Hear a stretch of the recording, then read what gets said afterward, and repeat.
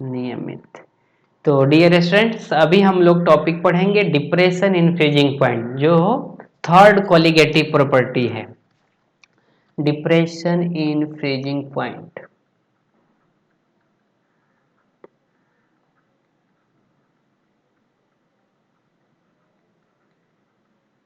इसका हिंदी है डिप्रेशन, मतलब होता है अवनमन, और फ्रीजिंग पॉइंट मतलब हिमांक। तो इसका हिंदी है हिमांक का अवनमन। अवनमन का मतलब होता है डिक्रीज होना, करेक्ट ना। चलिए, अभी पहले आप मेरे को फ्रीजिंग पॉइंट का डेफिनेशन बता दीजिए। फ्रीजिंग पॉइंट, हाँ आप बोलेंगे वही कि the temperature at which liquid changes into solid, नहीं, liquid changes into solid called as freezing point. Freezing point यानी वह ताप जिस पर कोई द्रव ठोस में बदलता है, ठोस में बदलता है, हिमांक कहलाता है। हिमांक बिंदु या हिमांक कहलाता है। अब देखिए, लेकिन कल मैं क्या बोला था, जैसे बॉइलिंग पॉइंट का इस डेफिनेशन का कुछ काम नहीं था जो आप पहले से सीखे हैं, तो इस पॉइंट का भी, इस डेफिनेशन का भी इसमें कुछ काम नहीं है। अभी हम लोग दूसरा डेफिनेशन देखेंगे, ध्यान से समझने का। सेकेंड डेफिनेशन, अभी सेकेंड डेफिनेशन क्या कह रहा है, इसको लिखता हूं फिर समझाता हूं। देखिए, the temperature at which vapor pressure of the temperature at which vapor pressure of liquid solvent is equal to vapor pressure of solid solvent। vapor pressure of solid solvent, इसको ध्यान से पढ़िए, बहुत गड़बड़ दिया हुआ है। यानी वह ताप जिस पर किसी द्रव का वाष्प दाब उसके ठोस के वाष्प दाब के बराबर होता है। ठोस के वाष्प दाब के बराबर होता है। मैं कैसे बोल रहे, बहुत गड़बड़ है। अभी सुनिए, ठोस का वेपर प्रेशर बनेगा नहीं। तो देखिए ध्यान से, ये लिक्विड रखा है, इसके अंदर का मतलब इसका वेपर प्रेशर, मान लीजिए इसका वेपर प्रेशर x है, और कह रहा है कि जब यही सॉलिड में हो जाए, जब ये सारे सॉलिडिफाई हो जाए, सारे सॉलिडिफाई हो गया, ये सॉलिड है, तब का वेपर प्रेशर, जिस टेम्परेचर पे लिक्विड, इसके अंदर वो लिक्विड है और टेम्परेचर कम करने के बाद वही लिक्विड सॉलिड में बदला है, तो जिस टेम्परेचर पे लिक्विड का वेपर प्रेशर अगर सॉलिड के वेपर प्रेशर के बराबर हो गया, वह टेम्परेचर ही कहलाता है फ्रीजिंग पॉइंट। अरे अब ये कैसे कंसेप्ट है, ये लिक्विड है, ये सॉलिड है, सॉलिड का वेपर प्रेशर होता ही नहीं है। यानी अगर दोनों को कंबाइन करूं तो मैं एक स्टेज ला सकता हूं कि एक ऐसा स्टेज होगा जहां पे लिक्विड भी रहेगा और सॉलिड भी रहेगा। नहीं, लिक्विड सॉलिड में बदल रहा है, सॉलिड लिक्विड में बदल रहा है, लिक्विड सॉलिड में बदल रहा है, सॉलिड लिक्विड में बदल रहा है। वही कंडीशन होगा ना कि जहां पे दोनों का वेपर प्रेशर सेम होगा, है या नहीं। हाँ, यानी जो लिक्विड होगा लग रहा है कि अरे यार अभी तो सॉलिड बन ही जाएगा, वो कंडीशन है। यानी लिक्विड लग रहा है अभी फ्रीज हो ही जाएगा, वही टेम्परेचर क्या कहलाता है, फ्रीजिंग पॉइंट। समझ रहे क्या? एक कंडीशन तभी होगा क्योंकि ये कह रहा है लिक्विड का वेपर प्रेशर सॉलिड के वेपर प्रेशर के बराबर होना चाहिए। अरे सॉलिड का वेपर प्रेशर होता ही नहीं है, तब तो इसका मतलब ये वह कंडीशन की बात कर रहा है जहां पे लिक्विड सॉलिड में बदल रहा है, सॉलिड लिक्विड में बदल रहा है, मतलब दोनों एक दूसरे में चेंज हो रहा है। करेक्ट ना? और एक्चुअल में देखेंगे तो वही तो फ्रीजिंग पॉइंट है कि जब लिक्विड लग रहा है यार अभी जस्ट वो सॉलिड में बदल जाएगा, है या नहीं? तब अब देखिए, अब हम डिप्रेशन इन फ्रीजिंग पॉइंट का बात करेंगे। देखिए डिप्रेशन इन फ्रीजिंग पॉइंट, अभी सुनिए ध्यान से। ये पानी ले लिया, ये प्योर आपका मान लीजिए प्योर लिक्विड है, और इसका मान लीजिए फ्रीजिंग पॉइंट में ले रहा, इसका फ्रीजिंग पॉइंट है T°C। ध्यान से, अभी इसी लिक्विड में मैं नॉन वोलाटाइल सोल्यूट डाल दे रहा है। मान लीजिए अभी शुगर मिला दिया और ये लिक्विड है, तो आप मेरे को बताइए कि इसका वेपर प्रेशर तो कम होगा ना? तो वेपर प्रेशर अगर कम हो गया तब तो इसका फ्रीजिंग पॉइंट कम होगा या बढ़ेगा? बढ़ेगा। बढ़ेगा कैसे? बढ़ेगा कैसे? वेपर प्रेशर x है, इसका भी वेपर प्रेशर x है। अब मान लीजिए मैं मान लिया इसका जो वेपर प्रेशर है वो x है, लेकिन टेम्परेचर कहाँ है, T°C। अब अगर मैं सोल्यूट इसमें मिला दूं तो वेपर प्रेशर बढ़ेगा या घटेगा? जब नॉन वोलाटाइल सोल्यूट डाला जाता है, नॉन वोलाटाइल, तो वेपर प्रेशर घटता है ना, यानी इसमें वेपर प्रेशर जो होगा लेस देन x होगा। तो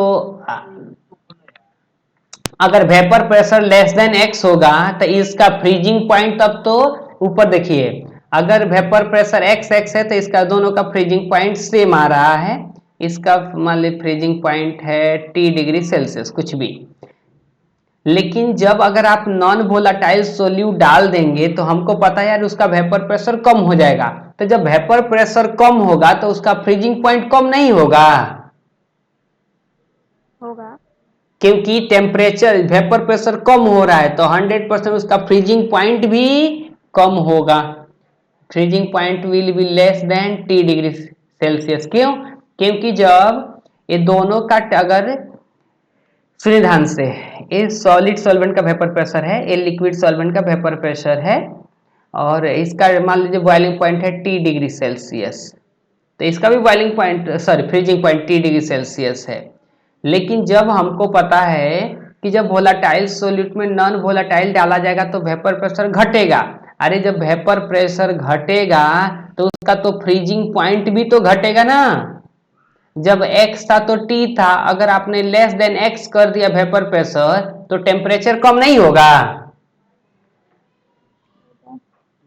तो इसी को तो कहा जाता है डिप्रेशन इन फ्रीजिंग पॉइंट, मतलब वेपर प्रेशर घटने से उसका टेम्परेचर कम हो जा रहा है। क्योंकि आपको एलिवेशन इन बॉइलिंग पॉइंट में क्या समझाया था कि ये जो सॉल्यूशन है नॉन वोलाटाइल सोल्यूट डाल देंगे तो इसका वेपर प्रेशर 1 atm बनाने के लिए इसको हीट करना पड़ता है, टेम्परेचर बढ़ाना पड़ता है। लेकिन इस केस में बोल रहा है कि वेपर प्रेशर अगर आपको सेम ही रखना है, और हमको पता है कि जब नॉन वोलाटाइल सोल्यूट डाल दिया जाएगा तो वेपर प्रेशर घटेगा, तो यार इसका जो पहले का बॉइलिंग पॉइंट है, फ्रीजिंग पॉइंट है, तो वो भी तो कम हो जाएगा ना।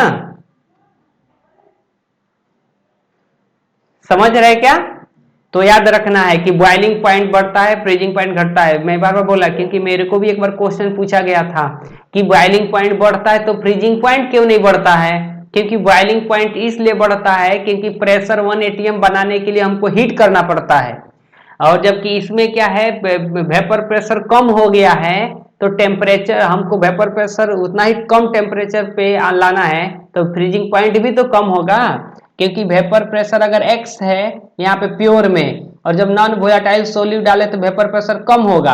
अगर इसका टेम्परेचर T डिग्री सेल्सियस है तो टेम्परेचर भी तो less than T degree Celsius आएगा। समझ रहे क्या?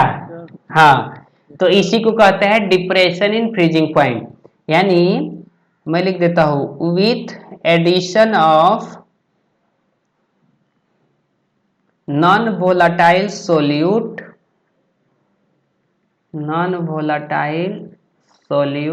इन अ volatile solvent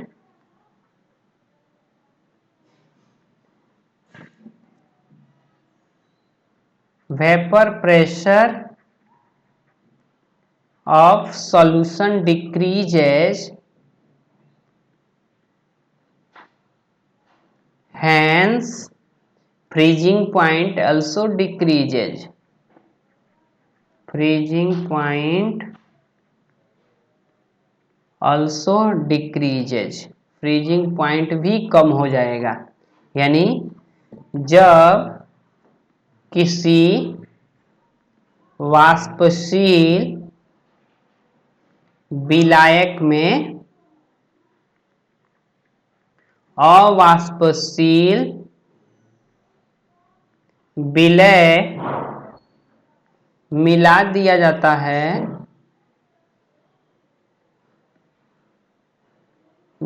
है तो विलयन का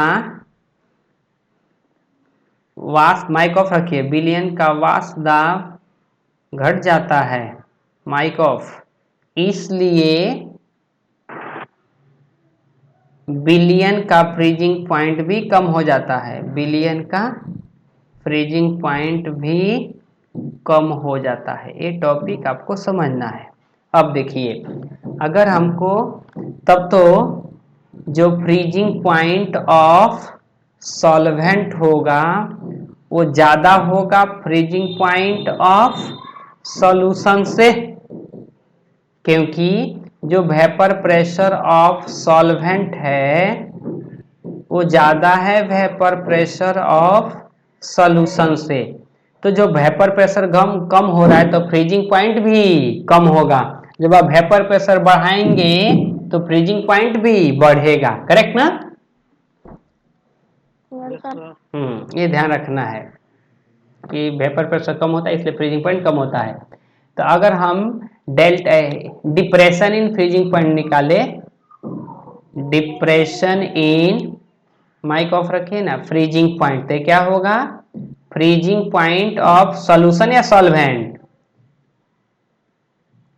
बोलिए, सॉल्वेंट होगा ना, क्योंकि सॉल्वेंट का ज्यादा है। Freezing point of solvent minus freezing point of solution, यानी इसको कहते हैं हम लोग delta T F. Delta T F, उधर था डेल्टा टी बी, बी मतलब बॉइलिंग पॉइंट, इधर एफ मतलब फ्रीजिंग पॉइंट। तो ये क्या होगा? Freezing point of solvent minus freezing point of solution, ऐसा हो गया। Freezing point of solvent minus freezing point of solution. अब देखिए, ये तो पता है कि हाँ सॉल्वेंट या सॉल्यूशन का फ्रीजिंग पॉइंट दिया रहेगा तब डेल्टा टी एफ निकाल सकते हैं। अगर नहीं दिया है तब देखिए, by formula delta T F can be calculated. वो फॉर्मूला क्या है? Delta T F equal to होता है K F into small M. उधर था डेल्टा टी बी, इधर है डेल्टा टी एफ, और स्मॉल एम क्या है? सेम, उधर भी था मोलालिटी, इधर भी है मोलालिटी। इसको कहते हैं molar depression constant, molar depression constant. उधर था बॉइलिंग एलिवेशन, बॉइलिंग पॉइंट के केस में था मोलर एलिवेशन कांस्टेंट, या इसको डिप्रेशन कांस्टेंट भी कहा जाता है, डिप्रेशन कांस्टेंट, या इसका नाम है क्रायोस्कोपिक कांस्टेंट, क्रायोस्कोपिक। उधर क्या नाम था उसका? इबुलियोस्कोपिक, इधर है क्रायोस्कोपिक। सब भूल जा रहे क्या? कुछ भी मत पढ़ाई कीजिए, लॉकडाउन के लिए रखे रहिए बचा के, जब क्लास चालू हो जाएगा तब पढ़िएगा। तो इसका हिंदी है मोलल अवनमन स्थिरांक। अवनमन स्थिरांक। तो आपको मोलालिटी पता रहेगा, के एफ दिया रहेगा, तो वहां से डेल्टा टी एफ निकाला जा सकता है, हाँ या नहीं? सर अब अगर के एफ नहीं देगा तब फॉर के एफ के लिए फिर से फॉर्मूला है, जैसे उधर टी एफ के लिए, सॉरी हाँ, के बी के लिए फॉर्मूला था, तो के एफ का फॉर्मूला है R T F square 1000 into L F, और के एफ का फॉर्मूला है R T F square molar mass of solvent upon 1000 into L F, sorry 1000 into H F. Same. अब आर क्या है यहाँ पे? गैस कांस्टेंट, जो उधर भी था गैस कांस्टेंट, उधर था टीबी बॉइलिंग पॉइंट, इधर है टीएफ मतलब freezing point, freezing point of solvent. अब उधर था LV latent heat of vaporisation, इधर है LF latent heat of fusion, correct? Yes sir. Same उसका उल्टा है, लेकिन इसका एलएफ का यूनिट होगा जूल पर ग्राम या कैलोरी पर ग्राम। वहीं अगर हम एचएफ रखेंगे तो लेटेंट हीट ऑफ फ्यूजन, ये होगा जूल पर मोल या कैलोरी पर मोल। किसी को डाउट है? No sir. Same data copy paste हो रहा है। अब देखिए, अगर यूनिट ऑफ के एफ निकाला जाए, यूनिट ऑफ के एफ, तो हमको पता है कि जो डेल्टा टी एफ है वो के एफ इंटू स्मॉल एम है, तो के एफ क्या हो जाएगा? Delta T F by small m. तो डेल्टा टी एफ क्या है? डिग्री सेल्सियस और केल्विन, और ये क्या है? इसका यूनिट होता है मोल पर केजी, या इधर हो जाएगा मोल पर केजी। तो क्या हो जाएगा? डिग्री सेल्सियस केजी पर मोल या केल्विन केजी पर मोल। तो वो यूनिट आप के एफ का निकालिए या के वी का निकालिए, बोथ है सेम, करेक्ट ना? अब अगर के एफ नहीं दिया हुआ था तो आपको याद रखना है के एफ ऑफ H2O, के एफ ऑफ H2O, तो ये वैल्यू होता है 1.86 केल्विन केजी पर मोल। ये कभी कभी डेटा नहीं देता है, तो ये हमको वैल्यू याद होना चाहिए, ठीक है? और ये क्या है? Latent heat of fusion of solvent, ये सॉल्वेंट का है लेटेंट हीट ऑफ फ्यूजन और फ्रीजिंग पॉइंट ऑफ सॉल्वेंट। तो ये फॉर्मूला है जो कभी कभी काम आ सकता है के एफ निकालने के लिए। जब के एफ पता रहेगा, मोलैलिटी पता रहेगा, तो हम लोग डिप्रेशन फ्रीजिंग पॉइंट निकाल सकते हैं। अब देखिए, अगर सॉल्वेंट दिया रहेगा, सॉल्यूशन का निकालना होगा तो आप इसमें ऐड कर दीजिए। अगर सॉल्यूशन का निकालना होगा तो इधर लेके जाइए solvent minus delta T F कर दीजिए, करेक्ट ना? ठीक है। तो अभी आप क्या करेंगे? हाँ, देखिए एक क्वेश्चन बना देते हैं हम लोग इसमें, इस टॉपिक पे क्वेश्चन है यहाँ पे। देखिए ध्यान से।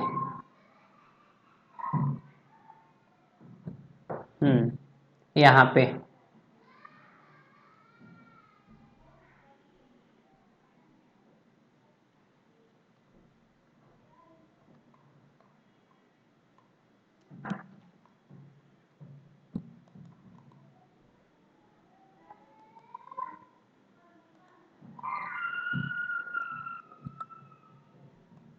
क्वेश्चन को पढ़िए ध्यान से, क्या दिया है।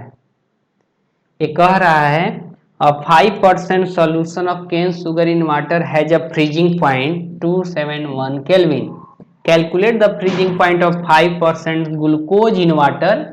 Freezing point of pure water is, यानी 5% solution by mass of cane sugar दिया है। देखिए ध्यान से, 5% बाई मास लिखा है solution of cane sugar. Cane sugar मतलब शुगर ना, तो 5% बाई मास दिया है, इसका मतलब क्या है कि 5 gram sugar is in 100 gram solution, है या नहीं? सर तो अगर 100 ग्राम सॉल्यूशन, या हम ऐसे लिख सकते हैं 5 gram sugar in 95 gram cane sugar, correct ना? तो सोल्यूट पता चल गया आपको 5 ग्राम, सॉल्वेंट पता चल गया आपको 95 ग्राम। और क्या दिया हुआ है इसमें, एक सेकेंड, हाँ दे रहा है कि फ्रीजिंग पॉइंट ऑफ सॉल्यूशन, उसका फ्रीजिंग पॉइंट दिया हुआ है, freezing point of solution 271 kelvin, एक केल्विन में डिग्री सेल्सियस सेम ही है, 271 केल्विन। और calculate the freezing point of 5% glucose in water if the freezing point of pure water है। अच्छा, फ्रीजिंग पॉइंट ऑफ वाटर भी दिया है, फ्रीजिंग पॉइंट ऑफ वाटर ये कितना दिया है 273.15, 273.15 केल्विन। अब बताइए, तो ये तो फ्रीजिंग पॉइंट ऑफ सॉल्यूशन है, फ्रीजिंग पॉइंट ऑफ वाटर है, तो डेल्टा टीएफ क्या होगा, डेल्टा टीएफ क्या होगा, freezing point of water minus freezing point of solution ना, बोलिए ना हाँ या नहीं? Yes sir. हाँ, तो फ्रीजिंग पॉइंट ऑफ वाटर है 273.15, सो मत जाइए 271, तो ये कितना हो जाएगा 2.15 केल्विन, ये हो गया डेल्टा टीएफ। अब देखिए, अब फिर से डेटा दिया हुआ है 5% glucose in water, second case, तो अगर 5% ग्लूकोज इन वाटर, अच्छा एक मिनट, अभी इसका यूज करके हमको केएफ निकालना पड़ेगा। अब देखिए उसने केएफ नहीं दिया हुआ है, तो डेल्टा टीएफ जो है वो क्या होता है केएफ इंटू स्मॉल एम। तो डेल्टा टीएफ हमको पता चल गया 2.15, केएफ हमको नहीं पता है। Mass of solute, mass of solute कितना दिया था इसमें 5 ग्राम, 5 ग्राम, और ये सोल्यूट का है शुगर है तो 342 ग्राम, और ये है 95 ग्राम इंटू 1000, इक्वेशन नंबर 1। अब सेकेंड कह रहा है कि 5% ग्लूकोज अगर वाटर में है तब उसका फ्रीजिंग पॉइंट बताओ, उसका फ्रीजिंग पॉइंट नहीं दिया हुआ है, यानी 5% ग्लूकोज, तो इसका मतलब क्या है 5 ग्राम ग्लूकोज हो गया और 95 ग्राम H2O हो गया, हाँ या नहीं? Yes sir. तब अगर आप डेल्टा टीएफ निकालने जाएंगे या तो डेल्टा टीएफ क्या होगा केएफ इंटू स्मॉल एम, तो केएफ तो हमको नहीं पता है, ऊपर वाले क्या चाहे डेटा रखिए, अगर इसमें डेल्टा टीएफ जो होगा वो KF small m molality of solvent, इसमें भी फार्मूला लगेगा, तो मास कितना है 5 ग्राम, इसका मोलर मास 180, इधर कितना होगा 95 इंटू 1000, इक्वेशन नंबर 2। यहाँ तक किसी को डाउट है? एक्चुअली क्वेश्चन कैसा है कि पहला पार्ट दिया है वहां से हमको केएफ निकाल देना चाहिए, और फिर से सेकंड पॉइंट के लिए फ्रीजिंग पॉइंट ऑफ सॉल्यूशन पूछा है तो वो केएफ यूज कर लेना है। किसी ने इक्वेशन बना लिया 1 और 2 को डिवाइड कर दिया, तो 1 डिवाइडेड बाई 2, तो देखिए ध्यान से, पहला में कितना डेटा है 2.15, 2.15 इक्वल टू के एफ है 5 divided by 342 into 95 into 1000 divided by है delta T F equal to है K F into same 5 divided by, लेकिन ये है 180 ग्लूकोज है, और इधर 1000 और डिवाइडेड बाई 95, तो ये हो गया सेकेंड केस। यहाँ से देखेंगे तो 5 5 कैंसिल, 1000 1000 कैंसिल, 95 95 कैंसिल, के एफ कैंसिल, के एफ कैसे कट गया क्योंकि दोनों के लिए सॉल्वेंट तो H2O ही है ना। तो 2.15 डिवाइडेड बाई डेल्टा TF, ये हो जाएगा 342 डिवाइडेड बाई 180। तो कितना हो जाएगा?